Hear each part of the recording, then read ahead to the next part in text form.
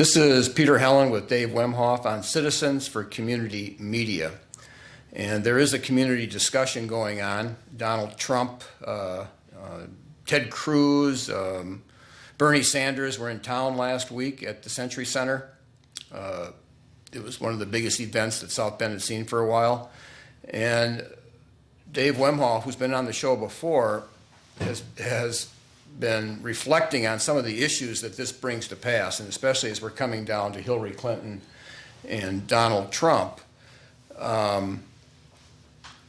We've invited Dave to come on the show here and articulate kind of how he sees it happening. And Dave's got a tremendous background to understand these things. He's a graduate from Notre Dame. He's a lawyer here in town. He's a high-ranking officer in the military, just retired a couple years ago. So he understands the system, and he kind of understands what's playing out here. Dave, I have a lot of things I could reference this scriptural-wise, some principles back in 1776. John Fletcher wrote the book American Patriotism, Farther Confronted, but we're looking at the principles and ideology in part of this American country. Well, thanks, Peter. I appreciate that intro. I mean, I think one thing that helped me, to reflect on this is I spent a number of years too teaching. I was adjunct faculty at a couple of institutions here locally, colleges, and I taught a number of subjects to include American constitutional law, American government, criminal procedure, business law, employment law, things like that. And I also taught for the Command and General Staff College of the U.S. Army, and there I taught international law. And as you know, too, I just finished writing a book that's been out called John Courtney Murray, Time, Life, and the American Proposition. And it seems to me that, what is being talked about here, what you have mentioned, is of some significance and importance, especially to people here in Indiana, particularly South Bend, Indiana. Because, as the viewers may know, Indiana had its primary May the 3rd of 2016, just less than 2 weeks ago. That primary was decisive when it came to the Republican GOP nomination process. Ted Cruz dropped out that night because Trump's victory was so overwhelming. And what's really, really interesting, and it's truly historical, is that Indiana had such an impact on a primary, on the Republican primary. But it had such an impact on it, and that impact, you can almost say the final note of that impact was played right here in South Bend. You had over in the Century Center, you had 3 candidates come in the space of 3 days. You had Ted Cruz come, he drew 700 people. You had Bernie Sanders come, he drew 4,200 people. Then you had Donald Trump come on Monday night, and he drew 12,000 people. It was standing room only, okay? So what's going on? What's this all about? Now, I may add, you were there. A friend of ours asked me to campaign for Trump at the last second. And I said, well, I'm going to help a friend. It's not that I was thinking of campaigning for Trump. But I ended up being a VIP right in the front. Is that right? Yeah. I didn't know that. Yeah. I saw you on TV, and I saw you there, and I said, boy, you're really a Trump supporter, it appears to me. And I've had some people saying, how could you do that? How could you be out there campaigning for Trump? Well, first of all, it was a friend, okay? And I said, if you end up voting for Trump, how is that any different than me being out there? I mean, it raises, people are really asking some interesting questions. Well, they are asking some interesting questions, and I want the people to know I'm not taking any positions. I'm not supporting Trump. I'm not opposed to Trump. I'm not supporting any of the candidates. I'm not opposing to anybody. I'm just simply making an observation of what's going on, trying to make sense of this Trump phenomenon. What really, I think, prompted this was an editorial that appeared in the South Bend Tribune. It appeared a few days ago. It's a reprint of an editorial from the Chicago Tribune by a Rex Hupke.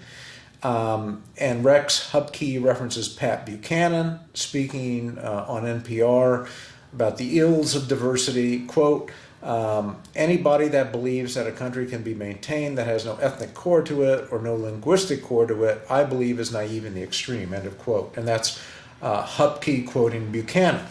So what has happened is that Trump is being viewed as somebody who, according to Hupke, supports like Buchanan, quote, Americans of European descent, end of quote, centric views, okay? And so what you're starting to see is this idea that's being associated with this word that's being associated with Trump, which is nationalism. They're saying Trump is a nationalist. And I think that you have a fundamental conflict in this society, in this country, and that conflict is this: do we live in a nation or do we live in a country? What is the foundation of the political entity that we have? We just had the World War II, National Socialism, right? So the word national was associated with Germany. They were fighting the Soviet Union, which was an international, right? That's a pretty good observation, I think. You had Germany under Hitler, who had a national socialistic view, and then you had the Soviets under Stalin, who had an international socialistic view. But I'm gonna submit to you that there is a difference between country and nation. And I wrote a piece a while back that was printed, and I think that what we have is, if we take a look at the Oxford Dictionary, which seems to establish the baseline of what words mean, you have the word nation, which means an aggregate of persons so closely associated with each other by common descent, language, or history as to form a distinct race or people, usually organized as a separate political state and occupying a definite territory. In recent use, the notion of political unity and independence is more prominent, end of quote. So we have the idea of nation, meaning a group of people, okay? Connected to the word ethnos. Well, they're tied to each other by a common language, by a common history, by a common worldview, by common experiences, by living on the same piece of dirt. You know, that you get that idea of a nation. And the idea of a nation is more expansive than, say, a neighborhood. It includes, you know, a rather large area of property. And various things can tie these people together. Okay, then you contrast that with the idea of a country. Okay, and a country really has come to be more of a place of one's birth, a place. And if you take a look at what that all means, philosophers have said, well, when you have a place, when you have real estate, you have laws that govern that real estate. So what you have then is you have, in the idea of country, not so much a focus on the people, okay? Not so much a focus on the people, but rather on the environment in which the people live. That environment largely exists, not just of the land, of the real estate, of the improvements, but it also exists in the sense of the system of order or beliefs that organize it. So when you're talking about a country, yeah, you're talking about a system of laws, a system of beliefs, an ideology that forms the governing juridical, social, economic, political structure. I call it political economy in the past, that governs the people who live in that territory. Now, the English language came to evolve in the 18th century, about the time of the American Revolution. There was a big evolution in the language, and this idea of nation and of country became more distinct. The idea of country became more something of a political entity, something that could fit the American experiment, if you will. Because the American experiment was really unique. I think what you have to do is you have to take a look at fundamental documents anytime you're trying to study something. And so one of the things you have to look at with America is the Declaration of Independence. And the Declaration of Independence says when in the course of human history, you know, the bonds uniting one people with another have to be severed, then there needs to be a statement as to why. The political bonds have to be severed, there has to be a statement why. So there's a recognition in the Declaration that there was a separate people in these 13 colonies. They are a little bit different from the Scottish and the English, who gave kind of the base, you know, the base of the society over here in the colonies. There is a difference there. There are different peoples. In a sense, there is a nation, you know, but you had 13 colonies, you had 13 little countries. And each one of those had its own separate church. Each one of them had its own similar system of organization, but had its different ethnic stock. They all spoke English, one version or another, but they also had some things in common. The 13 colonies had things in common. But what happened is, as time passed, you had Thomas Paine, who wrote his Common Sense that I've talked about before, and that set out a certain ideology. It was a very individualistic ideology. It eschewed or rejected the idea of ethnicity. It said religion is something private. It's not to be accepted by the political authorities. And what he set out was really an ideology. He set out what I call the American ideology, which is liberalism with a capital L. And the American experiment was the first time, really, that these ideas of the Enlightenment and liberalism could be put into action proactively. And so what you have is you have this ideology which came up at the end of the 18th century, forming the basis of the government over all the colonies. I'm gonna call that the federal government, because that means the government over the colonies or over the 13 states. And that ideology informed that structure, and that structure is reflected in the Constitution with the amendments. And that ideology is protected there. That ideology creates a political economy which orders relations throughout the country. That ideology is superior to whatever ideas of nationalism there may be or may have been in the States or may be in the States. That ideology is superior because of the structure of the document, of the Constitution, saying that the Constitution is the supreme law of the land, the federal laws are the supreme law of the land. Okay, but you still have this idea that there is an American character, that there is something different about Americans. We talked about this before. You're of Norwegian descent. If somebody got off the boat from Norway right now, you know, even though your DNA is similar, you're different. You're different. I mean, you may have the same, you know, color hair, same color skin, but you're still different. There's something different. It's the same thing, you know, if a lady or a gentleman comes out of Africa and comes to America, and they sit there next to somebody who is African American, you know, who's grown up here, who's black, who's grown up, they're different. There's a difference between these people. You can see it. You can appreciate it. There's a difference in their character, in their worldview, in their outlook, and yes, also too in their language and some of their customs, of course. But there is an American character. And so I submit what you're seeing here with Trump is what you've seen repeatedly throughout American history. And that is this idea of a nation. You know, we're a nation. We've got a common character. We've got to pull together. That's more important than any ideology. Because what has happened is the ideology over time has its own logic. And it has tended to spread the wealth, it has tended to narrow the ability of people to move up socially and economically. That's what it's done. I mean, if you're talented and you're educated, you can still do it. And people are still doing it. But what we are seeing is we are seeing a real decline in the percentage of wealth in the middle class and the lower class. A lot of people are feeling that they cannot advance to the middle class, that they feel that they cannot advance higher. A lot of the middle class are feeling that they're slipping into the lower class. And America was always viewed as the land of opportunity. This ideology, which formed the country, which formed the political, which underlay the political entity, which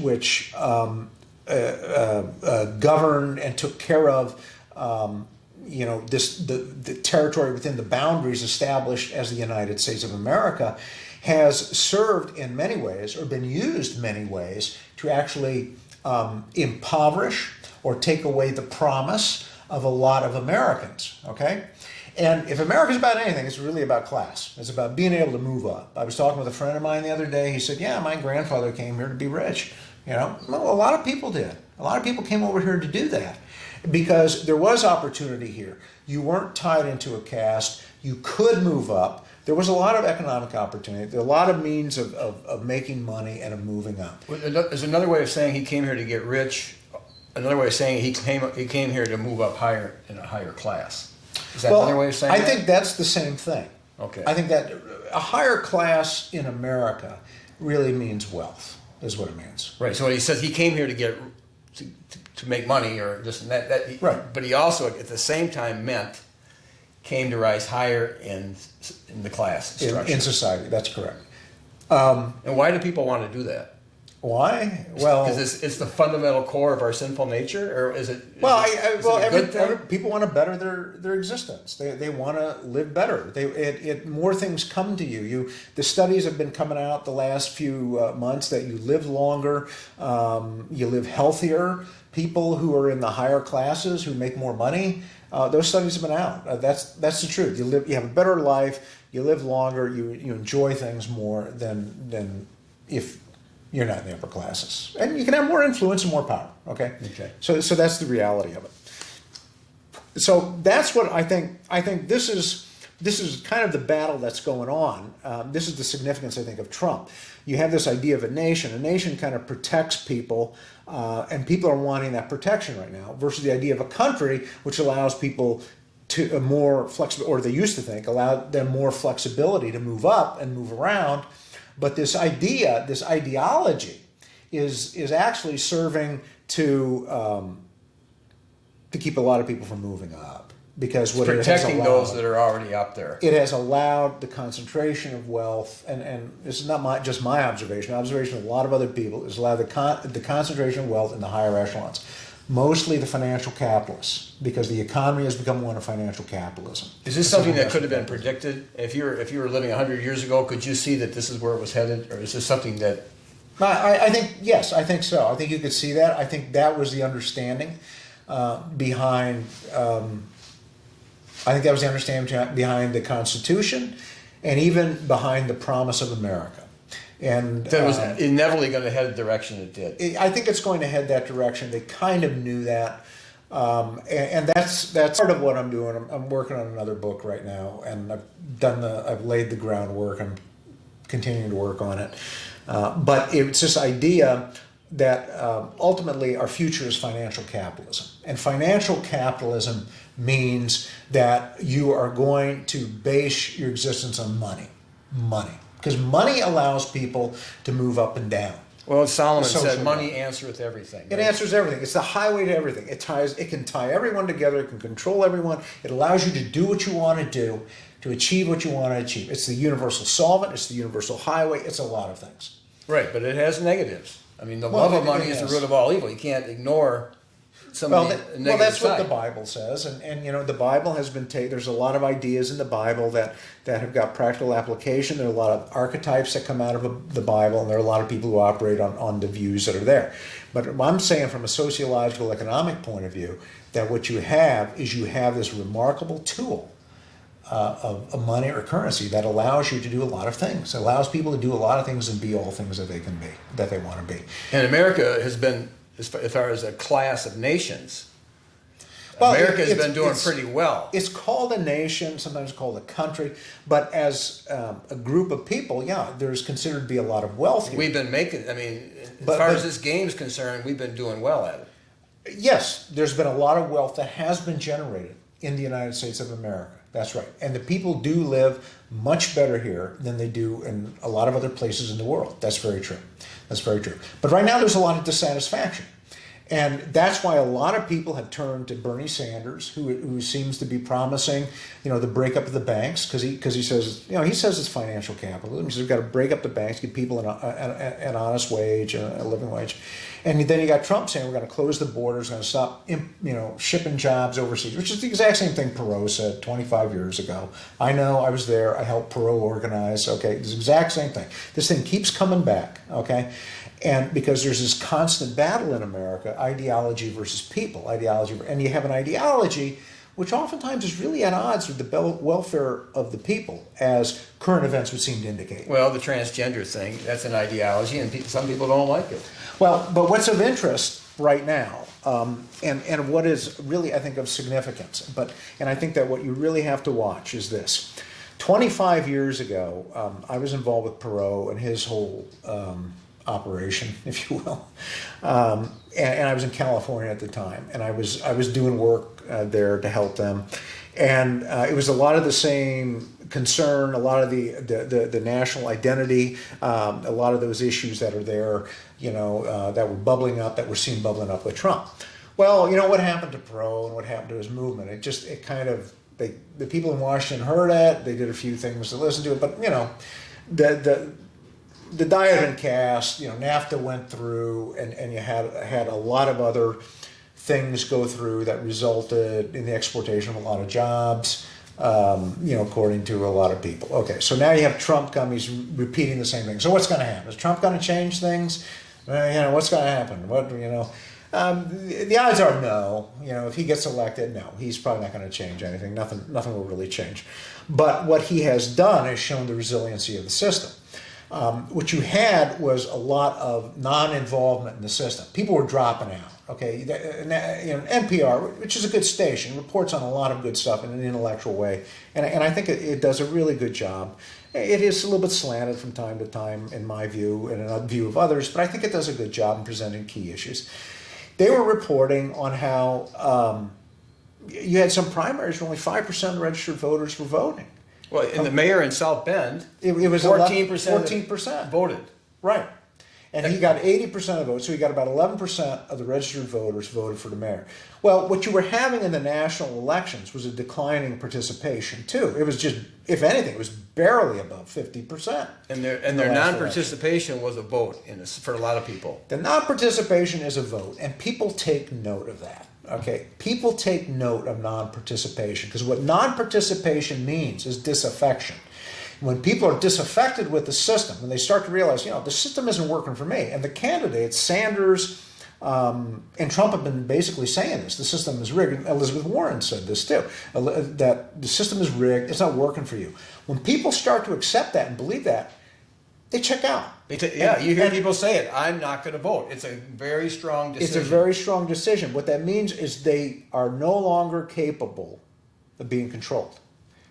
The means of controlling them has just been lessened, because now they're no longer part of the political system. They're no longer invested in it. They no longer think they can make a difference. One of the things that Trump said when he threw his hat in the ring, and it was covered in Time, and it was talked about in Time, covered in Time, and it was on one page in Time magazine, which I get and which I read, was Trump said, my whole goal here is to get more people voting. And he has. He's brought so many people into the Republican Party. He has revitalized the very system that he and Sanders claim isn't working for the people. Right. That's the amazing resilience of the system. But there's something else about this system. Are the 2% benefiting from that? I mean, we're talking about the mythical or real 2% oligarchs that are benefiting from this. Well, anytime you keep matters peaceful in a society, there are benefits to a lot of people. Okay, anytime you keep things peaceful, when people become disaffected, the next step is they stop participating. When they stop participating, then it's one step away from, it gets closer to violence. And so, because they don't feel invested in the system. So that's what you're dealing with. But there's another aspect here of the control, which is suffering. If people are not invested in the system, if they're not participating in the system, if they don't think they can affect the system, they're going to start to question other parts of the system. Okay? And the other parts of the system are, well, wait a minute, I'm supposed to be able to be whatever I want to be and do whatever I want to do. And I'm not allowed to do that because, the pipeline has gotten so small economically because it's being constricted, so you just can't move up. Not everybody can write the next great American novel. Not everybody can be the next Cary Grant or Josh Brolin.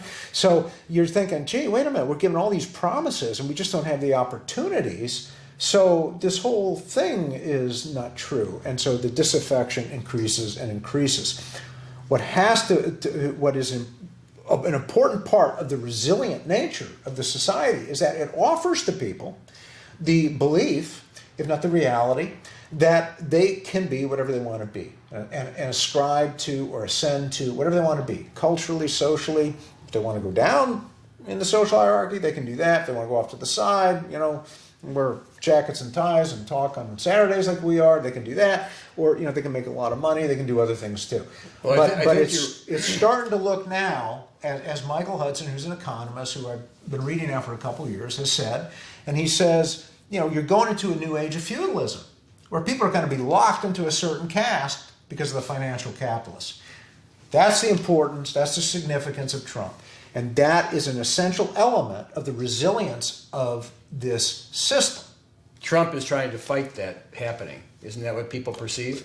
That people perceive him as trying to change the system, as trying to help people out. What Trump, I believe, is really about is about keeping the system alive and resilient. And he will give the people the illusion that they're involved in it. He'll open the gateways to being all you can be somewhat, to social advancement, more money, whatever. He'll open those gateways, tiny, a little bit more. But people will believe, we can still make a difference. We can still do something here. The system really does work. Because let's say a local high school here, because they have problems. The kids are just roaming in the halls. They can't get them in the classroom.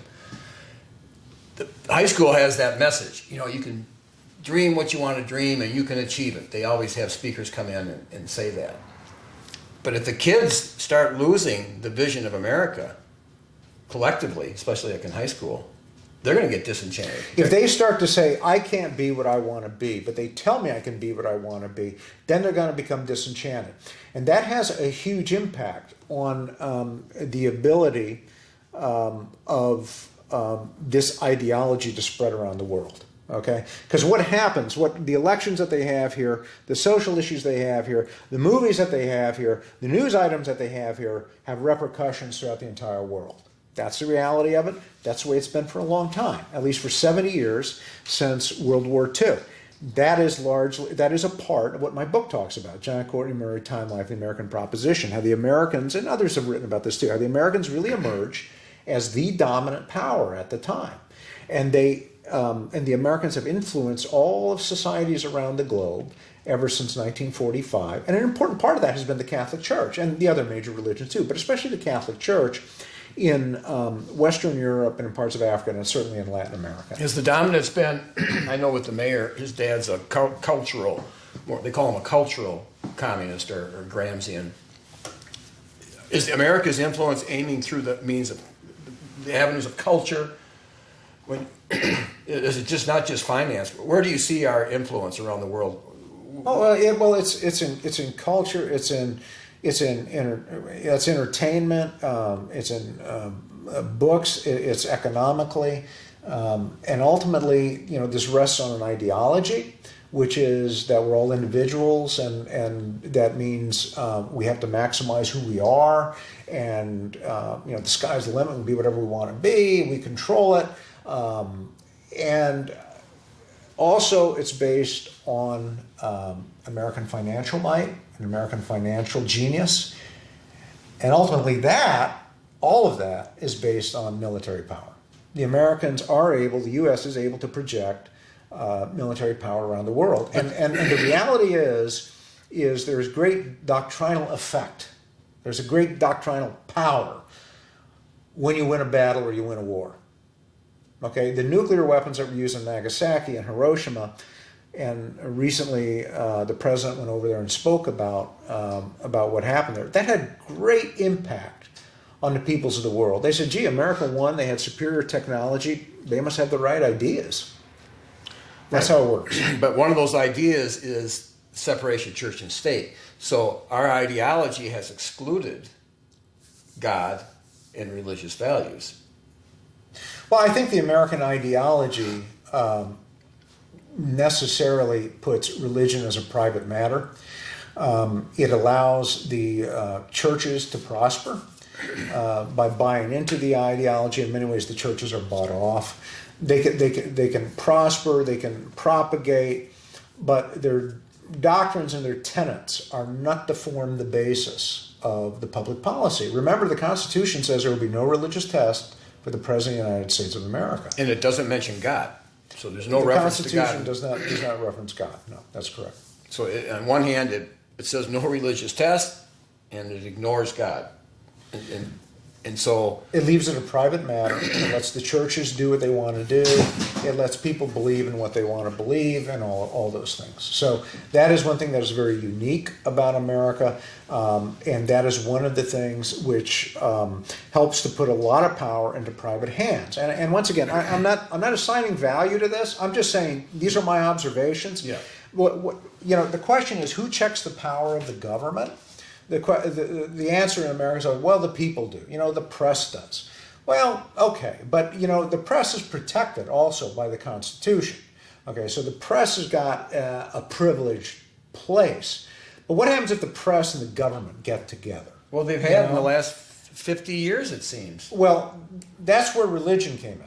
The religion, and I'm going to use the medieval and Europe and even more recent Europe. Religion came in as a way to check the power of the government and of the press and of the powerful private individuals, because it established a sense of morality and it established a sense of community. Okay, and the religions were established in the Catholic countries of Europe. You also had established religions in the states in Indiana. Well, that's a powerful institution at that point. When it's created and it's recognized in law, okay, then it has moral authority and it can affect the actions of people. In Virginia, I think it was in the 1760s, or 1770s, the Episcopalian Church, whatever, the Anglican Church, whatever church Thomas Jefferson belonged to, they rebuked Thomas Jefferson. Well, they did it publicly. Well, that has a big impact on him in the eyes of other people. It probably hurt his ego. He lost estimation of some people's views. Well, you can't have that. If you want the private interests to have the maximum power in society, the churches have to be disestablished. Right, and up to the Vatican II, up to World War II, you had Father Coughlin, you had voices in the Catholic Church that were addressing the political world. You had people, what you're talking about are examples of people saying that there is a code of ethics or morality that is theological in foundation. That's faith, based on faith. And you guys in government are living up to it, and you've got to conform your judgment accordingly. In a way, I mean, I think a lot of us here have studied the Bible in one form or another. Once again, whether we agree with it or not, whether we hold any religion or not. And as you take a look at the Bible, there are a number of stories in there about, the prophets like Hosea and Amos and Jeremiah and Nehemiah and all these guys, calling the people, the rulers of Israel, the leading groups of Israel, to live in accordance with God's law, to live in accordance with what they understood God's law was, whatever that was, okay? And so they're condemning this. In a way, you kind of have Coughlin doing that same thing nowadays. They were ultimately silenced by the Catholic Church, by the Catholic hierarchy. And so that goes to my point, which is that the Catholic Church, the Catholic hierarchy, has, and what I should clarify that, the Catholic Church meaning the leadership of the church. I mean, really just about all the priests, which includes all the prelates and other, well-established Catholic laity. They are very involved in advancing liberalism, capital L, or the American ideology. They're supportive of it, they don't talk against it, and they circulate it through the world. And it's an essential part to keeping this experiment going. And the Catholics are probably the most important part of keeping America going. That's the reality, because they've got an organization, it's worldwide, there's a sense of discipline, and Catholics are adhering very closely to the American ideology as a form of social organization. And the Catholic doctrine offered, as I discussed in my book, it was understood by some people that the Catholic doctrine offered or set forth a separate form of social organization, distinct and better from the American ideology, and that this form of social organization included things like the recognition of divine positive law as the basis of public policy and the establishment of the Catholic Church and the establishment of the Catholic religion as the religion of the state. But at the same time, it kept the state from persecuting people because of their different religions. They could exist and carry on their activities, they just could not influence the policy of the state or hurt the lives of the faithful. That was the Catholic doctrine. That's discussed in my book. That's what was argued about in the 40s, 50s, and 60s. That's that's still on the books, but nobody takes the books off the shelves. Okay. Well, the Sicut Judaeum Nun, that was articulated by the church that they would allow the Jews to live, but they wouldn't allow them to persecute the church. Right? I mean, you're articulating a concept that's been throughout the history of the church. No, I don't see how that follows at all. Okay. To be quite honest with Okay. you, I think that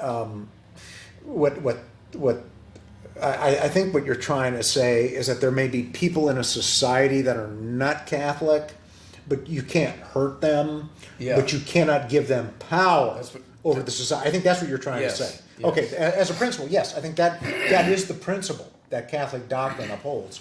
And that was the principle, I think, that the church leadership upheld for a very long time, but the church leadership isn't interested in that now. And so they're not going to talk about that. They're talking about American ideology, talking about liberalism, capital L, as a way to organize societies, which is really kind of funny because a lot of people who talk about that, who talk about the importance of the American ideology and liberalism, capital L, and a lot of people are also people who are saying, oh yes, we have to let immigrants in. And once again, I'm not assigning any value here, but I'm saying, oh yeah, we've got to let all the immigrants in. All the immigrants got to come into Europe and stuff. What they always seem to overlook are the Vatican II documents, which they always seem to rely on. The Vatican II documents speak very specifically about protecting and nurturing cultures. Well, there is an American culture. There are European cultures, in each of those little nation states there. Those are worthy of survival and protection, aren't they? But nobody seems to talk about that, least of all the prelates of the church. So I find it very interesting that their own documents, the Catholic leadership doesn't even seem to want to follow. They kind of pick and choose what they want to do. Well, they're conflicted, right? Because my nephew's with, I think he's Catholic Charities, where they help the immigrants as they kind of sneak in from Mexico to the United States, and they need water out in the desert. Well, my nephew works for that, or he's been involved for many years, and I think they said it was originally a Catholic organization. So there is the idea that the Catholics do want the Mexicans to come in, but you're saying, yeah, but that kind of conflicts with the idea that could be weakening. That could be weakening the culture. That could be weakening the idea of nationhood. I think it does, to a degree. Certainly, cultures can be peculiar to nations or groups of people. When you start to get, and we've talked about this before, when you start to get the idea of a nation, then you start to get the idea of something that is worthy of protection, something that's capable of being defined, something that may not necessarily allow so much power to go to private interests. Because when you start talking about a group of people that you want to protect, well, it's kind of like having a family. And so what families do is they say, well, we got to provide for our kids, we've got to have some religious beliefs. So, right away, they join a church, wherever their church is, and that's part of their weekly ritual for most families. Maybe not for all, but for a lot of families, okay? But that helps to keep a lot of families together. Some set of beliefs are necessary to keep it together. Those set of beliefs, in turn, will limit the activities of the people in that family. Just like a set of beliefs to keep the nation alive will limit the activities of the groups, whatever their caste or class, in that nation. Okay, and there you also may see a hardening of castes. Okay, and a limiting of power to certain elements within that society. If you were asked, well, I could ask you what were the set of beliefs for your family. I'm not going to ask that, but if I could ask, what do you think are the set of beliefs that Americans hold to? It's hidden behind American ideology, but when we say set of beliefs, it kind of says it in a different way.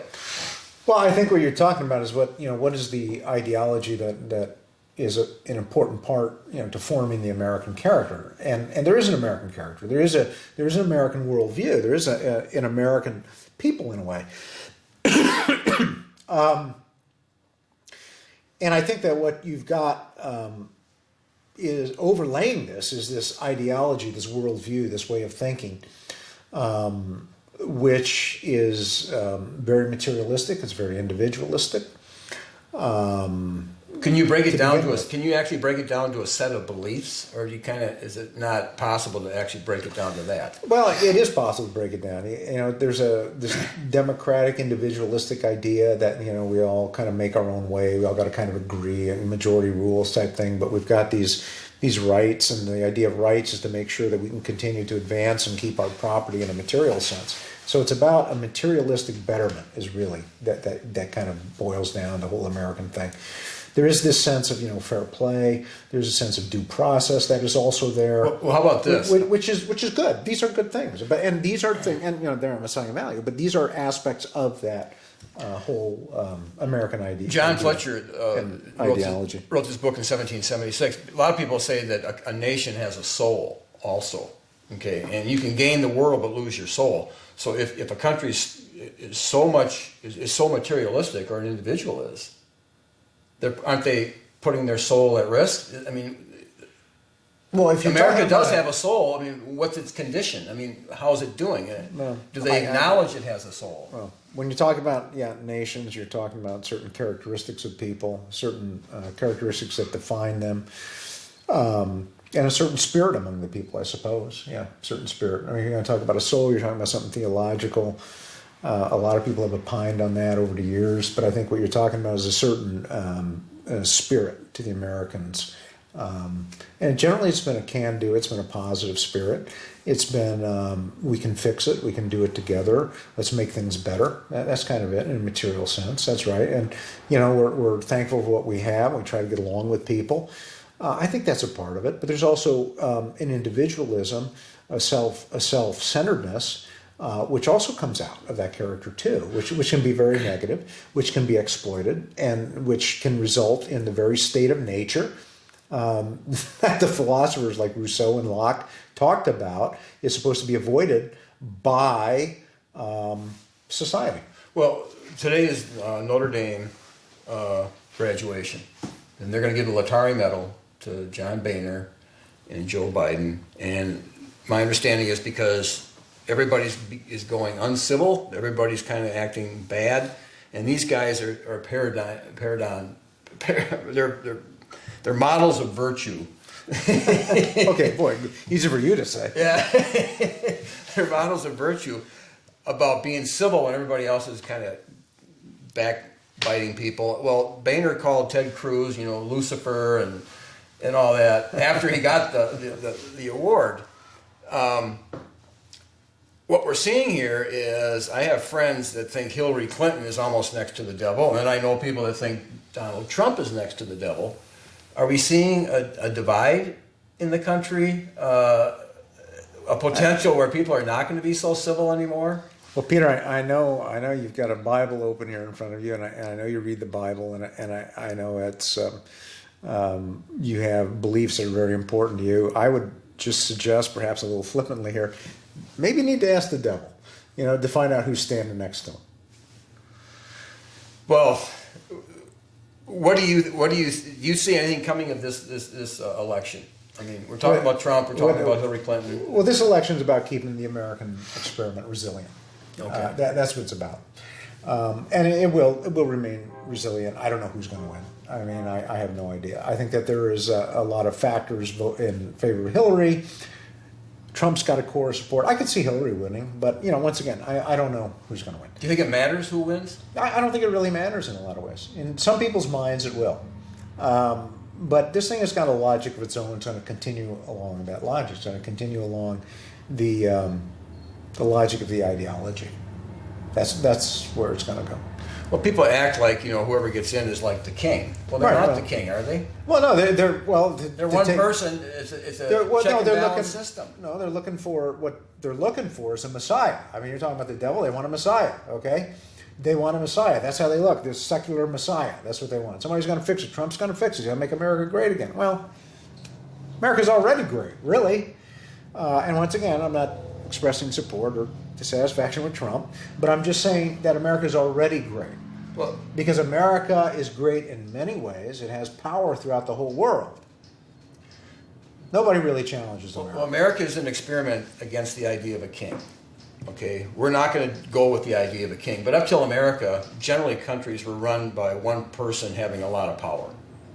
And we rejected that. But it's in our archetype. It's in our thinking. We gravitate to it like nature. It's like a baby calling for its father. The way we're calling for a Messiah. Well, we're just drawing on how human beings have always been. Where's my dad? Which is part of what I'm saying, which is this recurrent desire of the people who live on this piece of ground known as the United States of America to say we have a nation, to say we have a body of people, a family, Okay, we want this, is what they're saying. That's kind of part of who we are. Because people are alienated? And Trump represents that to many of the people. To other people, he doesn't.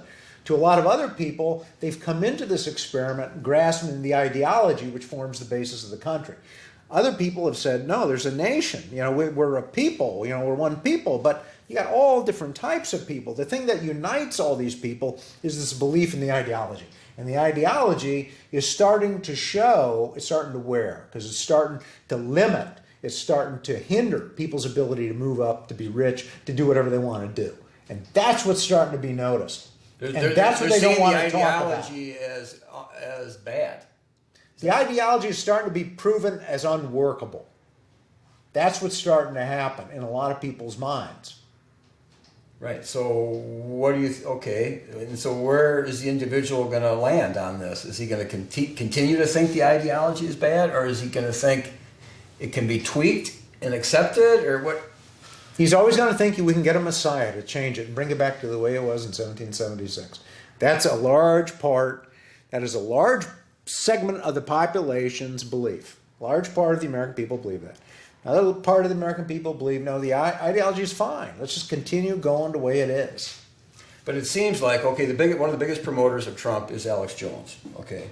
And Alex Jones is popular around the country as somebody who's, really investigating all the corruption. But his answer to everything always seems to be 1776. 1776, right. Well, go back to the ideology. Fletcher saw huge problems with the principles of 1776. You're suggesting that those principles... I'm suggesting those principles are... they form the character of the American people, but they're also harmful. They're the very same people. That's what I'm suggesting. Right. And of course, Fletcher was emphasizing how harmful they were because he was British. But the harm is now people are starting to see the harmful aspects. I think they're seeing it, and they've been seeing it for a while. They've been seeing it for a while. They've been seeing that, Perot was a reaction to it. And I think that the reason you've had the rise of guys like Perot and Trump is because America went global after World War II. It had always had its eyes, the elites always had their eyes on going global, but after World War II, it really implemented it. And so it started to lose touch, with the American, the elites lost touch with the American base, if you will, of the American people. Well, and their loyalties went, elsewhere. That was Charles Lindbergh's whole warning. I mean, America first. And once he lost... And I will say this, the American ideology, the American beliefs have helped form the American character. They are applicable throughout the world. You can apply them to almost any society. Even a nationalistic state can apply them, take them and apply them.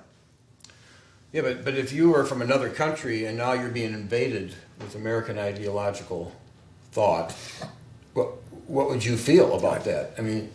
you would accept it? You're asking a hypothetical. Okay. You're asking a hypothetical. So, but I'm just saying that what's happened is there has been, and what my book recounts is how societies have been reordered.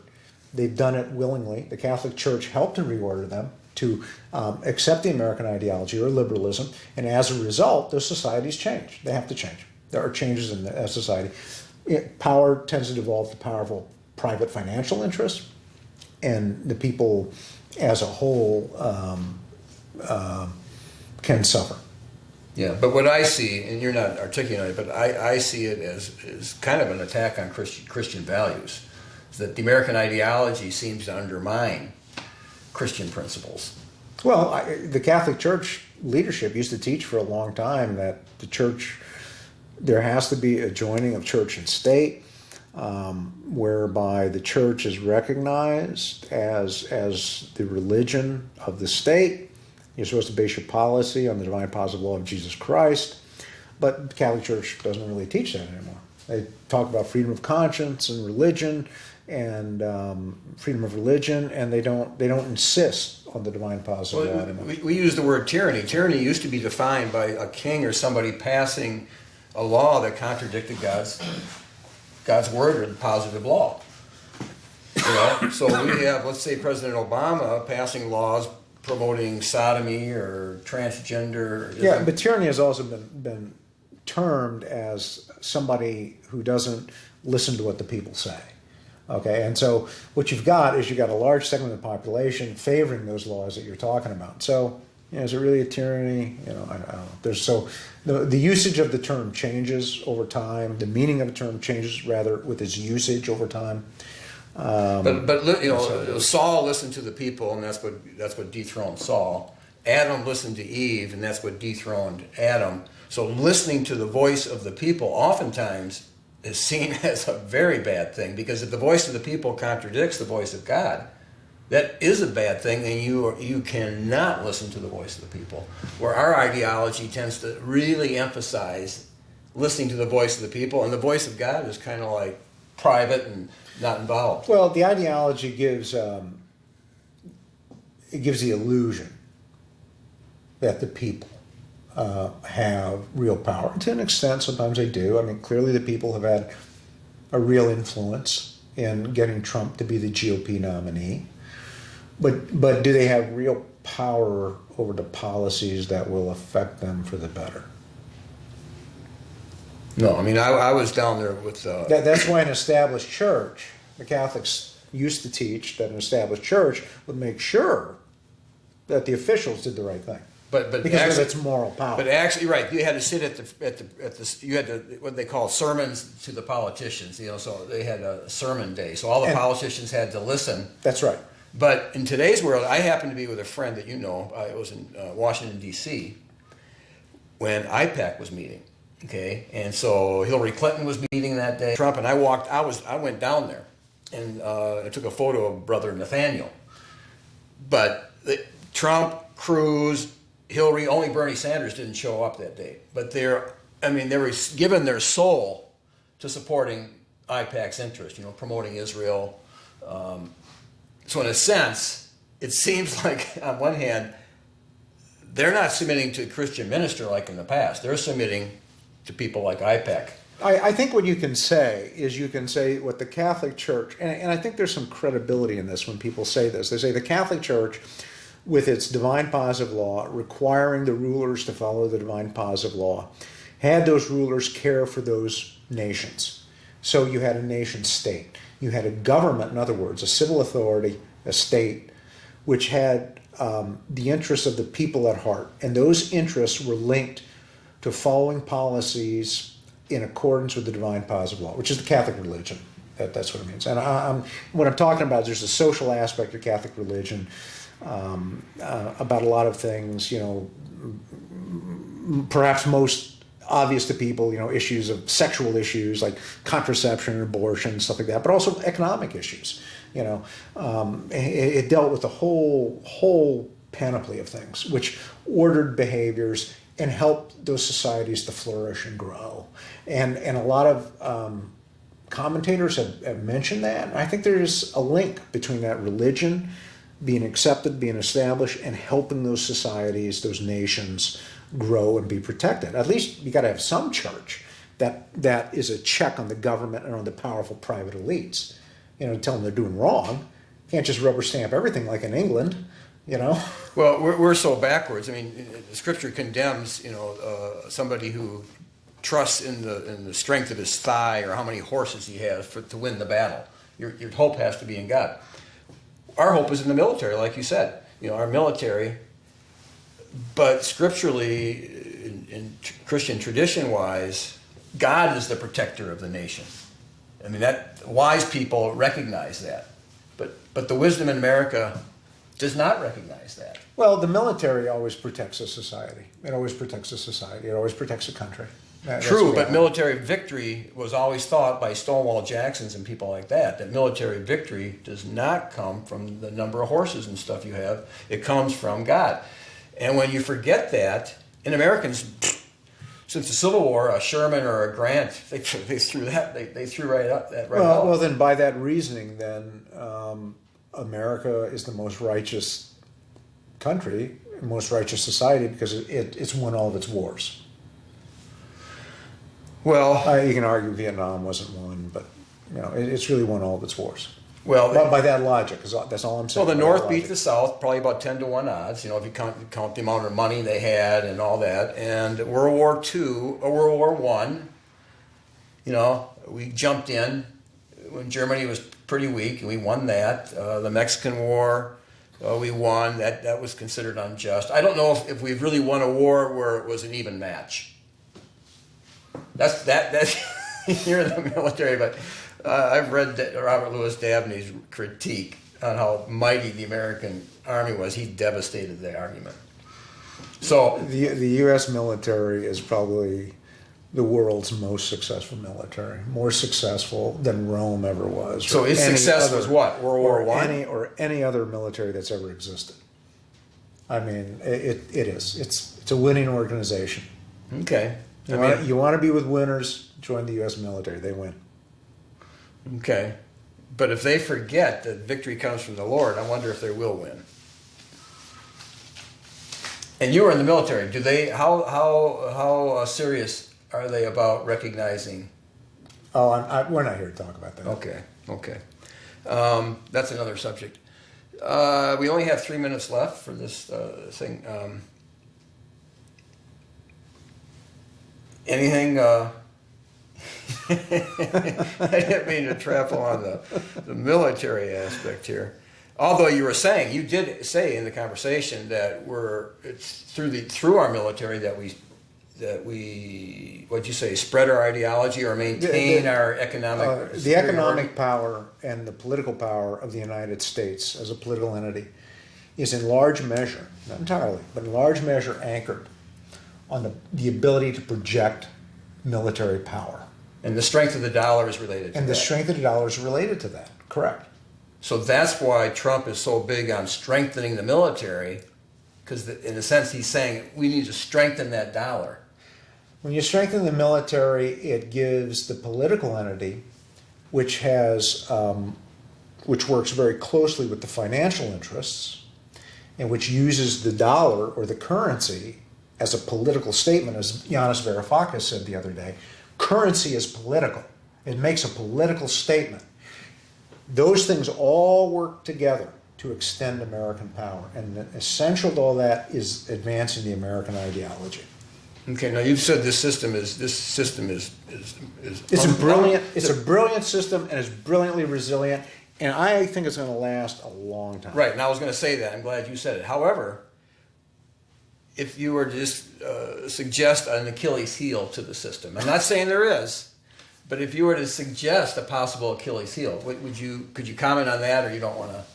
I think my book talks about it. I think my book in my book I talk about how the American elites, media, financial, governmental elites, saw the importance of religion. Religion offers a vision other than the material world. The Catholic Church is the most effective in offering that vision. So that is probably the biggest threat to America. So the Catholic Church or religion in general? Is that what you're Catholic saying? Church in particular, religion in general. Which it was to the Soviet Union. So that's another subject. And hey, I'm glad you were free to come down here. We have this new studio It's a nice studio. that you were very instrumental in getting this going. Well, Peter, you led the struggle. You've been very successful in it with a lot of other people. Right. But we have to wind down. So this is Citizens for Community Media, and Dave is part of this community here, and he's done a lot of good things for the community, especially the writing of his book on, I summarize it as how the CIA infiltrated. John Courtney Murray, Time, Life, and the American Proposition. Yeah. You can get it on Amazon. Yes. So that would be a good book to read. And so hope you enjoyed this show this time. And so for the next time, we'll be on Citizens for Community Media.